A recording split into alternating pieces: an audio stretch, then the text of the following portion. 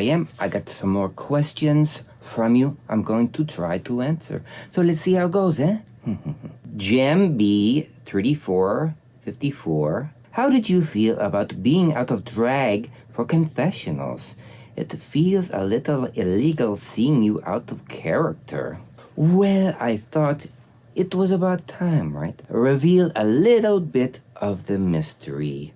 What I look like, although it's super easy to find out what I look like. Maybe you're not even really trying, because you can just go onto the internet, just to type in a couple things.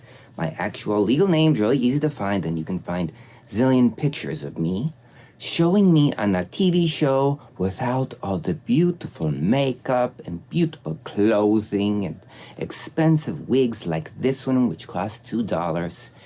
It was a risk, but it was a risk I guess I wanted to try.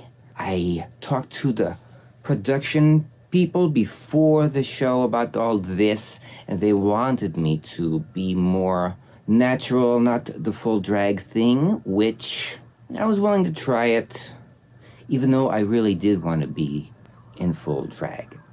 So I came up with some sort of concoction that was like fashionable, but also sexy and kind of toned down. I think it worked pretty well. Initially, when I was doing the confessionals, I was using a very boy voice, and it wasn't working out. So you can notice in the first episode of the show, I'm doing more of a boy kind of voice. And then I go a little bit more into like a quasi half Disasterina voice through the rest of the season, because initially, as I was testing it out with the producer behind the scenes, I just didn't feel right for me. So I had to have more of the Disasterina shield. I like to have the Disasterina shield, so so nobody can see how vulnerable I am. Well, what do you think? Do you like me more of stripped down as a boy? I mean, not like that, dirty mind, but you know what I mean. Or do you like me full Disasterina? I think I would have preferred the full Disasterina, but whatever. Fettuccine Alfredo, $6.99. Disasterina, I named my duck in Stardew Valley after you. Do you like ducks? Yes, I like ducks. There's a little park about a mile from my house, and my wife and I, and sometimes my stepdaughter and her husband, we go over there because they have ducks, and you can feed the ducks, and they go quacky quacky and stuff, and they're so cute. And you give them frozen peas. You don't give them bread because then they'll die. So you give them the frozen peas, and it's a really lot of fun. Sorry, I don't know what Stardew Valley is, but maybe I should learn. Maybe it's a video game. Terry5608. What is your background, or where your accent from? And how long you and Ave been together? Love seeing the real you on Titan. Well, a bit of a long story. When I started drag, I had a whole backstory, a whole legend about Disasterina and the origin story and everything, and you can check it out over here. I will link it, and you just watch that video. You get all the answers that you need. Ave and I have been together since 2011, so I'm not good with math, but I think it's like 14 years. Over 14 years. We've been married over 13 years. So, love my life. Ain't nothing gonna change there. It's gonna be another 13, maybe even a 13 after that. Glad you love seeing the real me. Because, you know, reality TV is 100% real, isn't it? Indigo Diamond 99. Hey, Disasterina, I want to know, what is your favorite food dish? I love you so much. Rooting for you in Titans too. Well, thank you so much. What is my favorite food dish? I think lately I'm real big into the Ethiopian food. There is a whole Ethiopian part of town in Los Angeles, and there are several really excellent Ethiopian restaurants over there. The one I like the most, well, there's a couple. One's called Lalibela, and the other's called Mercato. Adrienne Friend. Do you have any hobbies in nature and the natural world like hiking, birdwatching, or similar? The only bird I like to watch is a boa. A boa is a wonderful little birdie. They're just so mischievous, and when they tweet, it is just so adorable. I love to just look out my backyard and see them bathing in the bird bath. I used to be big into the nature, big into the hiking and everything. I did tons of hiking. Maybe like 25 years ago in LA, they have super good hiking trails, and I've gone over almost all of them. And then for some reason, I just decided that's enough. I got all the beautiful scenery I need, and I don't really do the nature thing anymore at all. Maybe I'll go back and do it one day, but also my wife, not big into the camping thing, but I really do appreciate when we go on the road. We go all over the country to do our selling stuff, and we go through these beautiful areas like in Utah and in Nevada. I love the desert topography, and Arizona is so gorgeous, and New Mexico, and big into the Southwest desert kind of looking places. Vincent 2232. If you had to redo one of your iconic season 2 looks, which would it be and why? I hate to do things over again. I'd much rather do things new. For instance, on Titans 2, we just did the Gothic wedding. So that was a little bit different from the Gothic bride that was on season 2.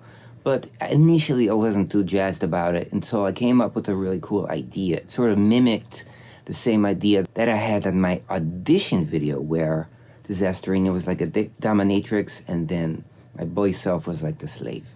And so I kind of reimagined that, and I thought it came out real good. They didn't really show much of it on the show. I did a whole big performance with both of those characters. They showed maybe a couple seconds of it. And that was super duper aggravating. Suspicious glaze. Will you be my drag mother? I'm sorry, but I do not do the drag mother thing. I do not have the time. Being a mother of any sort takes up all of your spare time. You're always taking care of your children. And I just need the extra me time just to relax. I did kind of have like a virtual drag house for a while, but even that was hard to maintain, and it's just not for me. I just don't have it in me to do that sort of thing. So sorry. Jose Villarreal, 3302. Hey, what's your favorite song of yours? Mine is Treat Me Like Trash. That is a great song. I love it so much. It was written by Art Bertique Marquez, who is a brilliant writer and producer. You should follow them and go to their channel. I think they're in like 23 bands, but the one that I like the most is called Despite Loyalty, so check that one out. My favorite song I did as Disasterina, I think is called Forced March to Hell. You can find it on any of those music streaming things. I'm in the midst of taking my stuff off of Spotify because there are a bunch of Nazis. But it's also on a bunch of other ones, so just look out for it. I like it because it's avant-garde, but also very beat-oriented, and you can dance to it, but it's very strange and surrealistic, and I use voices that are a different pitch change, and it's very evil, but also really strange and menacing. The Vieira 13. The Boulets explained a little of your Halloween house party look on their podcast, but I would love to hear the full inspiration. Love from Bolivia. I didn't know people from Bolivia could actually see the show, so that's awesome to find that out. My episode 1 look was a sorceress. The assignment was to create a campy Halloween look from like a Halloween party, but kind of like a retro version. So it's something very identifiable and sort of like the old school Halloween party. You know, you get your witch and you get the Frankenstein and you get the vampire and all those really popular ones. One of the little bit less popular ones was sorcerer or wizard, and I had a really good idea for it. When I was young, my mother would help out my father at this event that was at the Lions Club Park. And my dad was into the Lions Club, in which was some sort of charitable organization thing. And my mom always went there with this dress. It was a big dress, and it was mainly a skirt that had dozens of pockets in it. And in the pockets, you had little prizes in there.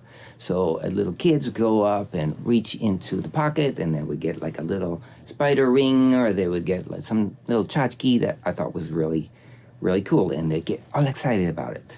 So I thought, I had a great memory of that right up in here, and I thought, how can I reproduce this in a sort of like a artsy way? So I decided to do the skirt part of the sorceress has a whole bunch of pockets on it, and in those pockets were all these sort of oddity-related spooky prizes. So I made enough for everybody on the cast.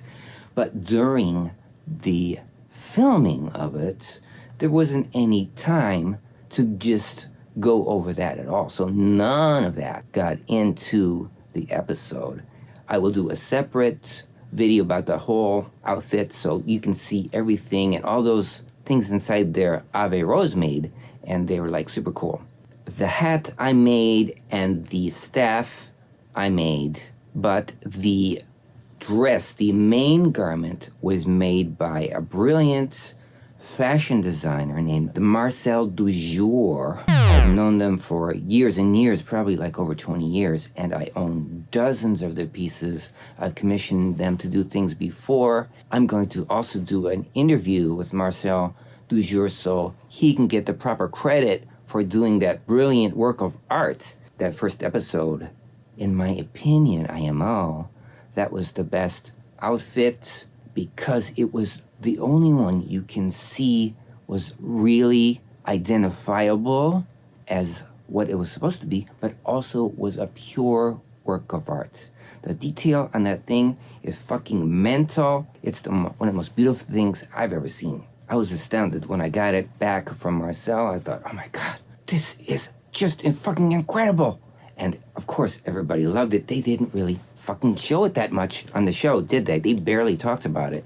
So I need to get to you everything, all of the details, and I will properly credit and present Marcel's creations. Also, I hope you're watching all the episodes because I've worn at least a couple of Marcel Dujour items in the workroom. Definitely on episode 4, the black and red hoodie, and on the back it says Spaghetti 8. Is that fucking awesome? Spaghetti 8 is brilliant. And then also, I think on episode 1 in the workroom, I'm wearing something that Marcel made. So I just love their stuff, and they don't get the proper attention. They're a little weird about like us getting the credit to people who make things because they want to have some fantasy like we make it on the show, which is kind of absurd, but that's what they want, okay? After the season, I'm gonna let you know all that.